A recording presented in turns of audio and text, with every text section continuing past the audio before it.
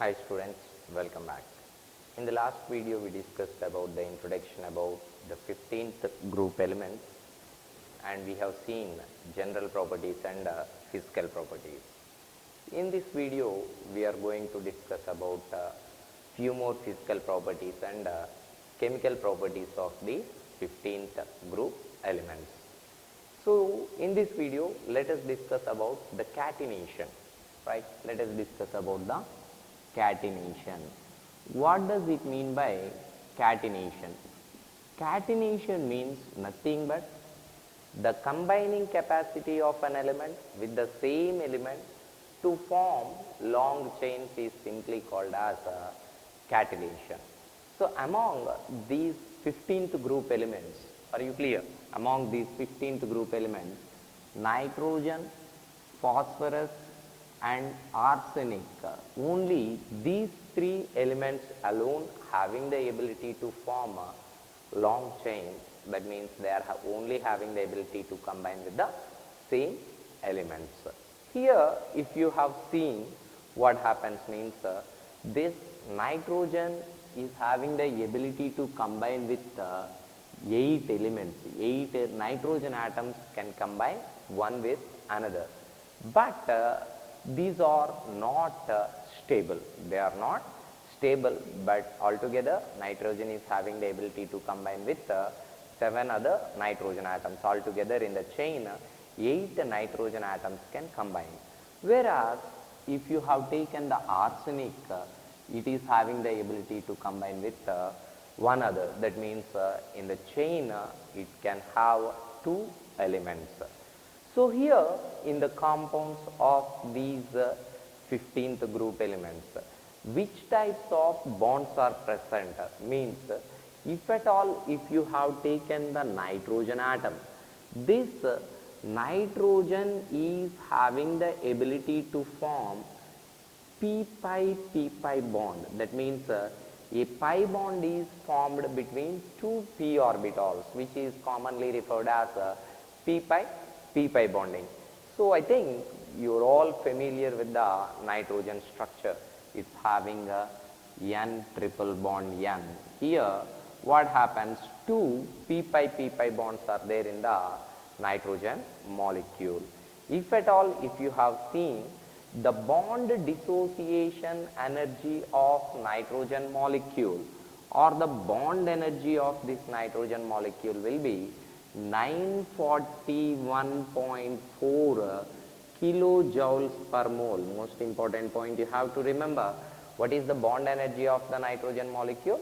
941.4 kilojoules per mole, or else it is 225 kilocalories per mole, right? 225 kilocalories per mole. This is the bond dissociation energy of nitrogen molecule.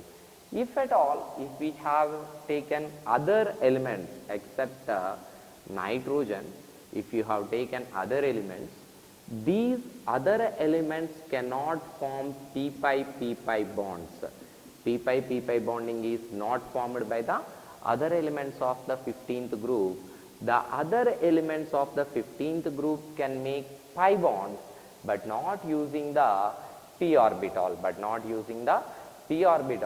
but that pi bond is formed due to the involvement of the d orbital. That is formed due to the involvement of which orbital? D orbital. That is formed due to the involvement of d orbital. So here the bonds which are formed by these other elements might be called as d-pi bonding, right? Here why nitrogen is alone forming p-pi bonding? Why it is unable to form d-pi bonding? Nitrogen cannot form d-pi bonding. It can form only p-pi bonding, because if you have seen the electronic configuration of the nitrogen atom, it is helium 2s2 2p3. In the valency shell there is no d orbital. As a d orbital is not present in this nitrogen atom, it cannot form d-pi bonding, right? Now, here if we have seen, even the half-filled p orbital is present in the other elements of the 15th group. I told they cannot form p pi bonding. So what is the reason for the inability of these other elements, to form p pi bonding is, it's simple. The p orbital is large due to large atomic size. All of these elements are having large atomic size or large atomic orbitals. In the valency shell, they are having large atomic orbitals, number one. So what happens, these atomic orbitals are big in size, means simply they are diffused orbitals. These large atomic orbitals are diffused. Due to their diffused arrangement of these large atomic orbitals, what happens means there will be no effective overlapping. There will be no effective overlapping. Because of poor overlapping or no effective overlapping process, these are unable to form these p pi bonding, number one. And the second one is, in the inner orbitals, in the inner core, the non-bonding electrons repulsion. The second reason is the repulsion between the non-bonding electrons in inner core. Repulsion between non-bonding electrons. Repulsion between non-bonding electrons in inner core. Because of these two reasons, what happens means the other elements of this 15th group are unable to form the p pi bonding. Are you clear, students? Now let us discuss about the melting points. What does it mean by melting point?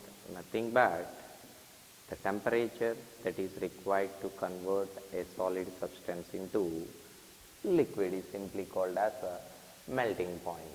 Generally in 15th group, what happens means the melting point increases from nitrogen to the arsenic. What happens? The melting point increases from nitrogen to arsenic, and then from arsenic to bismuth, the melting point decreases. So if you want to remember this easily, you just convert it into the form of a graph. Easily you can remember. Melting point of 15th group elements increases from nitrogen to arsenic, nitrogen, phosphorus, arsenic, and then decreases antimony and bismuth. So what will be the order? Highest melting point is shown by arsenic, and then antimony, and then bismuth, and then phosphorus, and then nitrogen. Highest melting point is shown by arsenic, and the lowest melting point is shown by nitrogen among the 15th group elements. Here, what is the reason for the unexpected decrease in the melting point of antimony and bismuth? Generally, what happens means while we come down in any of the group, inert pair effect dominates. So, due to inert pair effect, what happens means these two elements, antimony and bismuth, will form three covalent bonds. They form generally three covalent bonds instead of five covalent bonds. Instead of forming five covalent bonds, the last two elements, antimony and bismuth, will form three covalent bonds. As the number of bonds that are formed by these elements are reduced, the melting point is also simply reduced. Right? So the reason for the unexpected decrease in the melting point of these 15th group elements is nothing but inert pair effect. What is the reason? Inert pair effect. So this we can ask in the competitive examinations in the form of assertion and reason type questions. So how can I frame the question? Assertion. The melting point of antimony is less than that of arsenic, right? That is my assertion. And reason I will give inert pair effect. So can I say assertion is correct? Obviously it is correct. Am I right? What happened? Arsenic is having highest melting point and antimony is having lesser melting point when compared with the arsenic, right? So my assertion is correct. What is the reason for the lower melting point of this antimony comparative to the arsenic? Due to inert pair effect, these two elements I told, antimony and bismuth, will form only 3 covalent bonds instead of forming 5 covalent bonds. So that is why what happened, the melting point of antimony and bismuth reduced instead of showing a regular gradation. That means instead of showing a regular increase due to inert pair effect, there is a change in the order of this melting point. Next, let us see about the boiling points of these 15th group elements. Boiling points of these 15th group elements. Generally, the boiling points of these 15th group elements increases from nitrogen to the antimony. Okay, nitrogen to antimony, that increases, and then what happens? It gets decreased. Okay, nitrogen to antimony, what happens? That increases, and then it decreases, right? So here there is an exception here. What is that means? Simply nitrogen to the phosphorus, the boiling point gets reduced. The boiling point gets reduced from nitrogen to the phosphorus due to its structure and a triple bond in the nitrogen maybe. So the order, how can I remember? Nitrogen to the phosphorus, that gets reduced, and then phosphorus to the antimony, that gets increased, and then antimony after what happens? That gets reduced. So here it is nitrogen, phosphorus, arsenic, antimony and bismuth. This is the order. So here it does not follow a regular trend, right?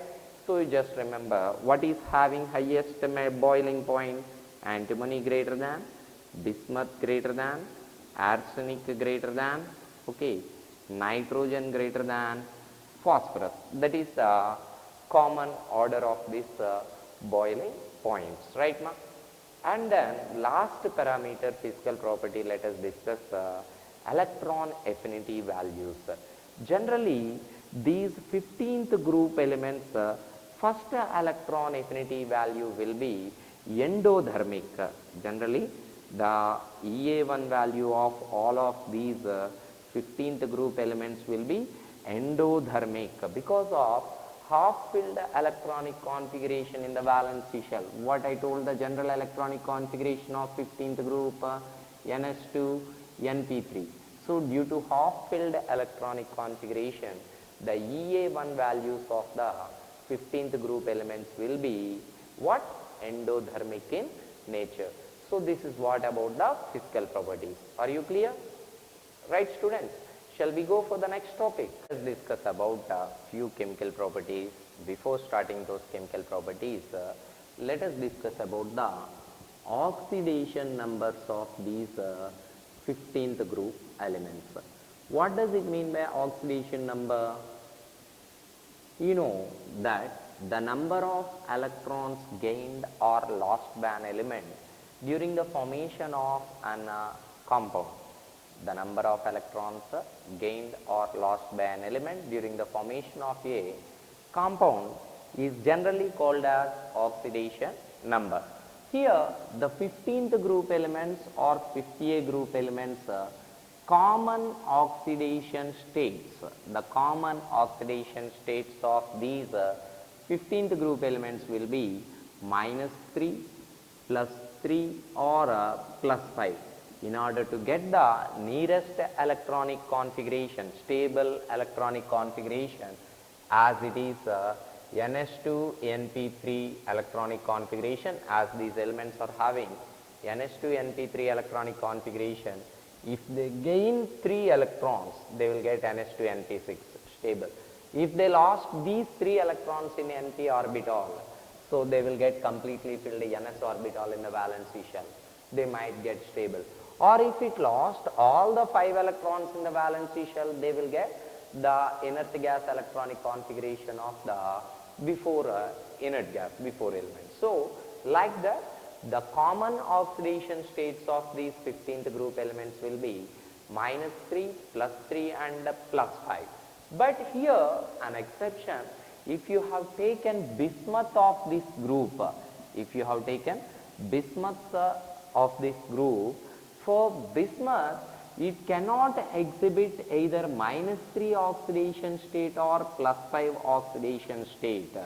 Okay, and the most stable electronic configuration or the most stable oxidation state of the bismuth will be +3. Okay, what is the most stable oxidation state for the bismuth? +3. So what is the reason? Means nothing but inert pair effect. I would like to remind here, what does it mean by inert pair effect? So the reluctance or non-participation of the electrons present in the NS orbitals in the bond formation. What is that? The non-participation or reluctance of the electrons present in the NS orbital in the bond formation is called as inert pair effect. So due to this inert pair effect, which oxidation state for the bismuth is more stable? +3 oxidation state is more stable when compared with other oxidation states. Here if you have taken nitrogen, nitrogen is having the ability to form a wide range of oxidation states. It is very important for you. What are the different oxidation states shown by the nitrogen? For example, if you have taken ammonia, in ammonia the nitrogen oxidation state will be -3. In ammonia the nitrogen oxidation state will be -3. If you have taken hydrazine, hydrazine means what? N2H4, hydrazine. If you have taken hydrazine, hydrazine is having the oxidation state, the nitrogen oxidation state in hydrazine will be -2. And if you have taken hydroxylamine, if you have taken hydroxylamine, that means NH2OH, it is having -1 oxidation state. As you know, in N2 the oxidation state of nitrogen will be 0, and in N2O the oxidation state of the nitrogen will be +1, and in NO the oxidation state of the nitrogen will be +2, and in N2O3 the oxidation state of the nitrogen will be +3, right? And in N2O5 the oxidation state of the nitrogen will be what? +5, right? In the same way, the nitrogen is also having the ability to show the fractional oxidation state.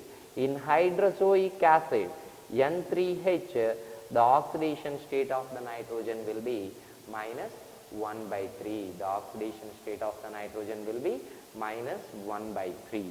Like this, nitrogen is having the ability to form different oxidation states, or a wide range of oxidation states are shown by the nitrogen. Shall I ask you a question here? Just try to answer, right?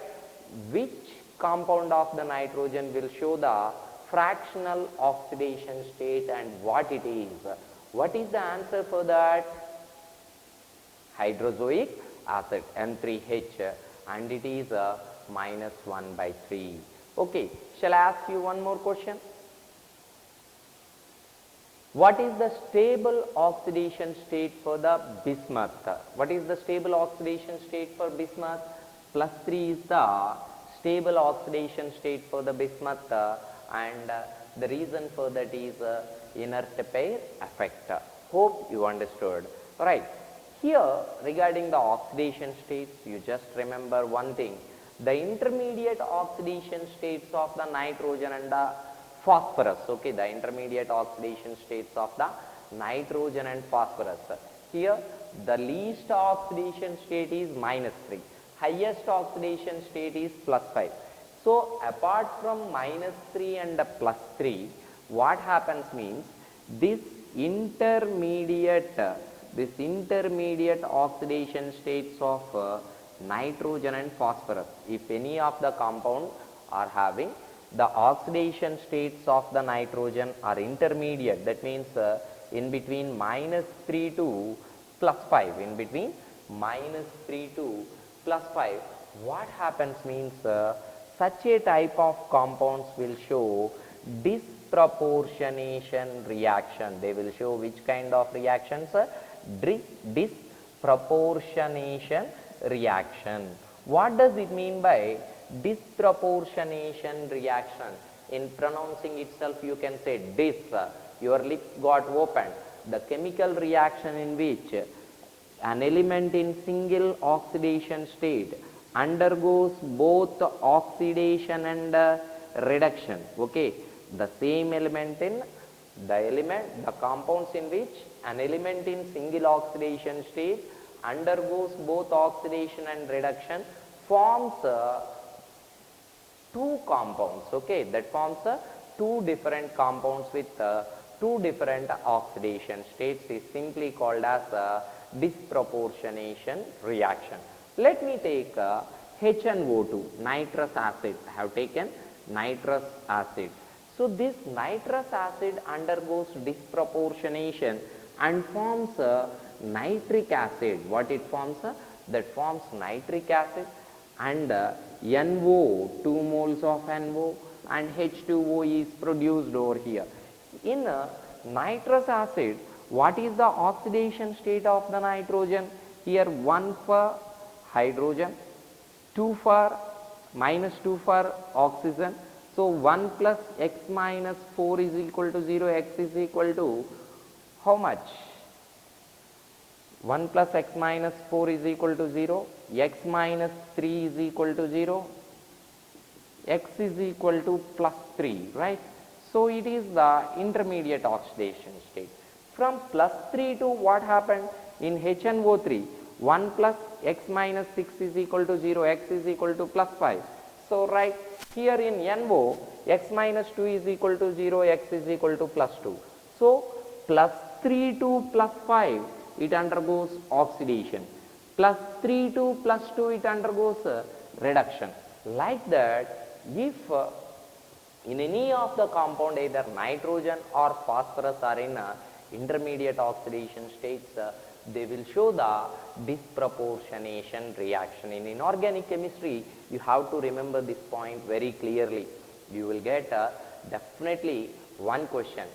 Which of the following compounds will show disproportionation reactions?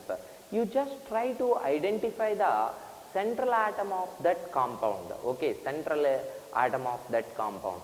If the oxidation state of that atom is intermediate oxidation state, not the lowest oxidation state of that group or highest oxidation state of that group.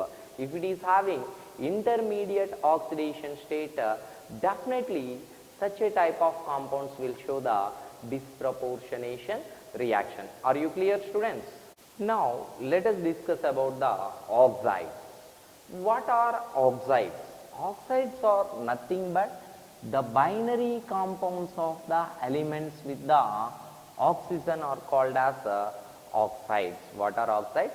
The binary compounds of the elements with oxygen are called as oxides. Generally, these 15th group elements or 50th group elements will form three different types of the oxides. What are they means? One is H2O3, second one is X2O4, and the third one is X2O5. Totally, these three different kinds of the oxides are formed by these elements. Let us take what are the 50A group elements: nitrogen, phosphorus, arsenic, antimony, and bismuth, right? These are the 50A group elements. You can write the trioxides of this group: N2O3, P2O3, AS2O3, Sb2O3, and Bi2O3. Next, in the same way, N2O4, P2O4, AS2O4, Sb2O4, Bi2O4. Next, in the same way, N2O5, P2O5, AS2O5, Sb2O5, Bi2O5. Like this, here all these elements will form the different kinds of the oxides. But here nitrogen along with these three different kinds of the oxides, nitrogen along with these three different kinds of the oxides, that will form two more oxides. Nitrogen will form two more oxides. They are N2O and NO. They will form N2O and NO. So totally nitrogen will form 5 different kinds of the oxides. And then here the bismuth also forms another oxide with the molecular formula BiO. That forms another oxide with the molecular formula BiO. So what will be the nature of these oxides? What will be the nature of these oxides means, here let us see the trioxides first. N2O3 and P2O3, these two different oxides, trioxides, are acidic in nature. These two are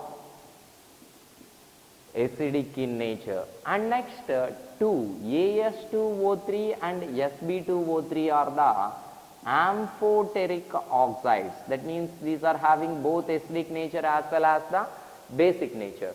So here Bi2O3 is more basic oxide. This will be more basic oxide and less acidic oxide. That will be more basic and less acidic oxide, right? Next, in the same way, here what happens, let us see the pentoxides once. Nitrogen, phosphorus, and arsenic, these three will be the acidic oxides. These three will be the acidic oxides. They are acidic in nature.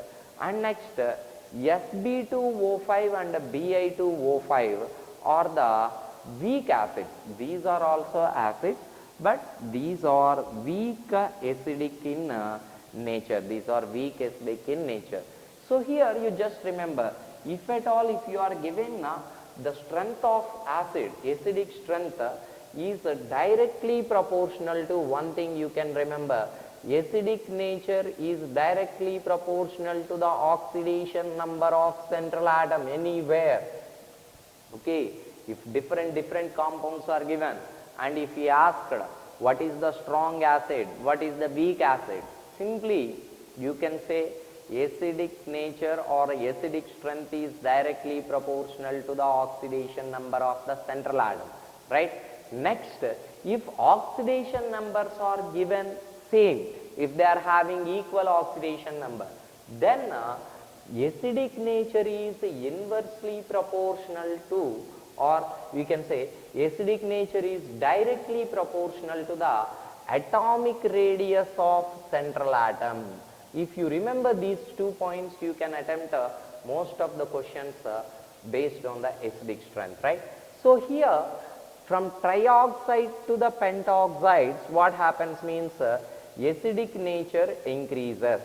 Next, if you come left to right in the oxides, nitrogen to the bismuth, okay, nitrogen to the bismuth, what happens means simply the acidic strength decreases, acidic strength decreases, okay, acidic strength decreases. So what I told here, acidic nature or acidic strength is directly proportional to the oxidation number of the central atom. Next, acidic strength is inversely proportional to, sorry, please make a note. So acidic strength is inversely proportional to the atomic radius of the central atom, atomic radius of the central atom. So here from nitrogen to the bismuth, acidic strength decreases while you move from left to right. If you come from trioxide to pentoxide, what happens means acidic strength increases. Here N2O and NO, the two more oxides which are formed by the nitrogen are the neutral oxides. These two are the neutral oxides. Now itself we will have a detailed discussion about the oxides of nitrogen and phosphorus also. Here regarding these oxides, what is the another question we will get is, which of the following oxide will be more stable? That means thermal stability of these oxides will be asked more. So here this point you just remember, the thermal stability of the oxides in each series, that means in trioxide series or tetroxide series or pentoxide series, the thermal stability in each series decreases from nitrogen to bismuth. What happens? The thermal stability in each series decreases from nitrogen to the bismuth. So here what we can say, if I have taken nitrogen, right, if I have taken nitrogen here, right, nitrogen I have taken, right, now what happens? What will be the stable oxide of the nitrogen? What will be the least stable or less stable oxide of the nitrogen? Okay, what is the stable oxide and what is the least stable oxide? So for nitrogen, N2O3 is the thermally stable oxide and N2O5 is thermally least stable in nature. Next, P2O5 will be the thermally stable oxide and other pentoxides of the elements, right, like arsenic, antimony and bismuth, okay, As2O5, Sb2O5 and Bi2O5. These are thermally least stable oxides. These are thermally least stable oxides. Here one more most important point you have to remember, except P2O5, okay, what is that? Except P2O5, all other pentoxides are oxidizing in nature. What is that? Except P2O5, all the pentoxides are oxidizing nature. They are all having oxidizing nature, and N2O5 will be the strong oxidizing agent. N2O5 will be the strong oxidizing agent. Okay, N2O5 is the strong oxidizing agent. What is the reason for that? Here itself I told. Here N2O5 is less stable, so that donates oxygen to the reacting species. P2O5 is more stable, that won't give oxygen. So except P2O5, remaining all other pentoxides are having oxidizing nature, and among them the N2O5 is a strong oxidizing agent. Are you clear, students? So which pentoxide of the 15th group element is not oxidizing agent? What is the answer for that? It is nothing but P2O5. Phosphorus pentoxide is not an oxidizing agent. What is the reason for that? Because it is a thermally stable oxide, so it cannot act as an oxidizing agent, right? Now let us discuss about different oxides of nitrogen in detailedly. So here, what are the different oxides of nitrogen we are having? Number one, N2O, right? Second one, NO, right? Already we have discussed.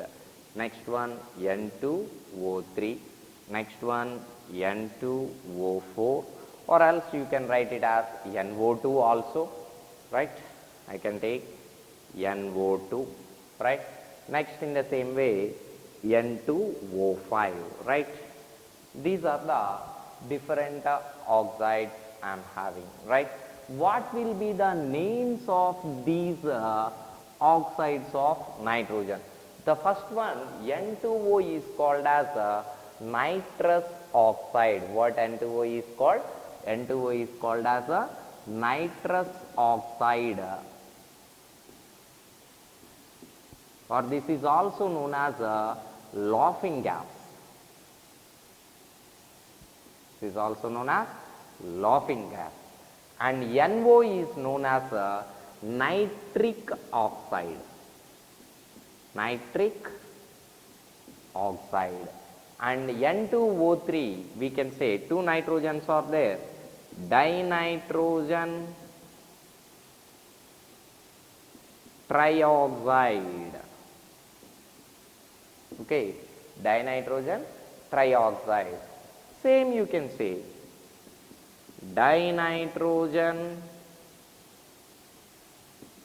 tetroxide.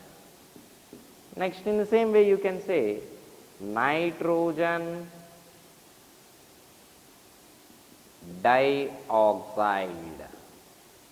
Next dinitrogen pentoxide.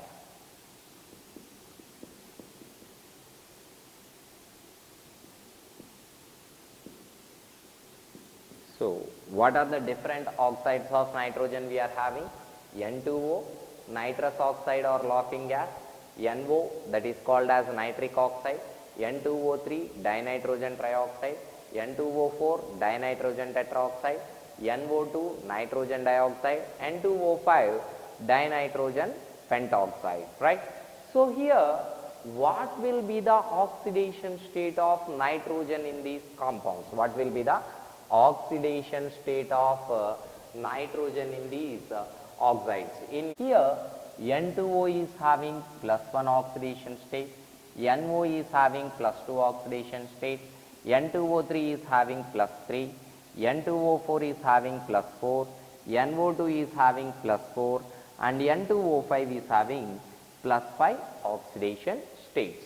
Now let us discuss about the structure of these oxides. N2O is having 2 nitrogen atoms and 1 oxygen. They are bonded together like this. In between 2 nitrogen atoms you are having a triple bond, and there will be a coordinate covalent bond in between the nitrogen and oxygen.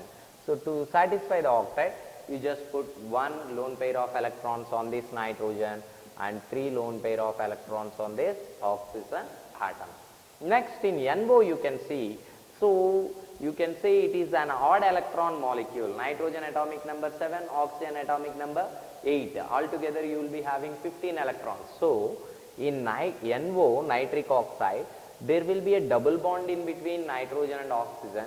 To satisfy the octet, put 2 lone pair of electrons on oxygen, 1 lone pair on nitrogen, and this nitrogen contains an unpaired electron. This is the most important point you have to remember. And in N2O3 what happens? Nothing but there will be 2 nitrogen atoms are bonded together with a single bond, and these 2 nitrogens are having a double bonded oxygen. Either of that nitrogen is having an oxygen which is bonded with a coordinate covalent bond. So here, as it is having 4 bonds, put lone pairs, 2 lone pairs here, here 2 lone pairs, and here 3 lone pairs, 1 lone pair here, 1 lone pair here. So altogether N2O3 is having all the paired up electrons. In NO2 you can say 1 nitrogen is having a double bonded oxygen that is bonded to oxygen and another oxygen with a coordinate covalent bond, and there will be an unpaired electron. There will be an unpaired electron. So this NO2 will dimerized. NO2 will be dimerized to form N2O4. Simply 2 unpaired electrons of the NO2 bonded together to form N2O4. So here you will be having a double bonded oxygen, oxygen, oxygen. Next N2O5. So here nitrogen, double bonded oxygen, coordinate covalent bonded oxygen, nitrogen, double bonded oxygen, coordinate covalently bonded oxygen. Right? Now here you can see this molecule's magnetic nature. What will be the magnetic nature? You can say all these electron pairs are either bond pairs or lone pairs. Only paired up electrons are there. So this will be diamagnetic in nature. N2O will be a diamagnetic compound. Here I have told there is an unpaired electron. So it is a paramagnetic compound. And N2O3, here also you are having all paired up electrons. So this is also a diamagnetic compound. Here in N2O4, it is also having all paired up electrons, so that's diamagnetic. NO2, it is having an unpaired electron, so that is paramagnetic in nature. And N2O5, as it is having all paired up electrons, that is also diamagnetic compound. And what will be the nature of these oxides? Either acidic, basic or neutral. Already I have told the first two oxides, N2O and NO2 are the neutral oxides. The remaining all are the acidic oxides. Remaining all are acidic oxides. Remaining all are acidic oxides. Right? So here I would like to ask you a question. Which oxide of the nitrogen is N-hydrate of nitric acid? Which oxide of the nitrogen is called N-hydrate of nitric oxide? Next, second question I would like to ask you. Which oxide of the nitrogen is called N-hydrate of nitrous acid? Next, which oxide of the nitrogen is called as a mixed N-hydrate? Like this, we can ask you the questions. Simply, here you have to identify that what does it mean by an N-hydrate? N-hydrate means what? The compound which is formed by the removal of water molecule. Here in the question itself you are having the answer, N-hydrate of nitric acid. So what is the nitric acid molecular formula? HNO3, right? So to remove the water, it is not having two hydrogens. So take two molecules of HNO3. So in these two different molecules of HNO3, you are having H2N2O6. So N-hydrate, remove water molecule, minus H2O. Here what happens? Hydrogens 0, N2, as one oxygen is removed, O5. So N2O5 is called as N-hydrate of nitric acid. What is the answer for that? What is the N-hydrate of nitric acid? N2O5. Next, what is the N-hydrate of nitrous acid? You just do like this, HNO2, HNO2. Remove water from that. Then what you will get? N2O3. So here N2O3 is called as N-hydrate of nitrous acid. N2O3 is called N-hydrate of nitrous acid. Next, mixed N-hydrate. That means take one molecule of HNO3, one molecule of HNO2. From this you remove the water molecule. Then what you will get? N2O4. This is called as mixed N-hydrate. This is what about the oxides of nitrogen over here. And then we have to discuss about the structures of the oxides of phosphorus. So here P2O3 and P2O5. P2O3 and P2O5 are the two important oxides of the phosphorus. But what happens means they undergoes dimerization. What happens? These two oxides of the phosphorus undergoes dimerization. They undergoes dimerization. So when P2O3 undergoes dimerization, that will form P2O6. When P2O5 undergoes dimerization, that will form P4O10.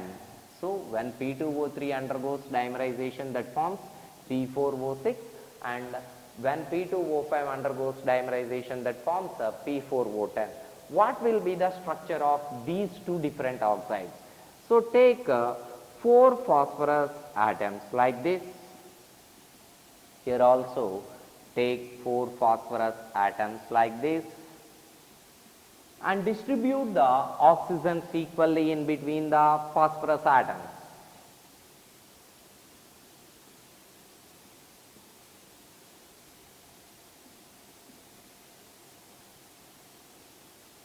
Right? So 4 oxygen atoms are distributed. So we need to give 2 more oxygen atoms. So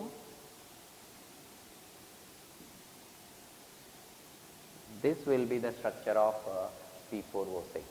In the same way, P4O10 also in the same pattern you can write. So from the structures of phosphorus oxides, he will ask you how many POP bonds are present in these different oxides. He will ask. You can count the number of POP bonds present in the oxides by looking at the structures. Okay, are you clear, students?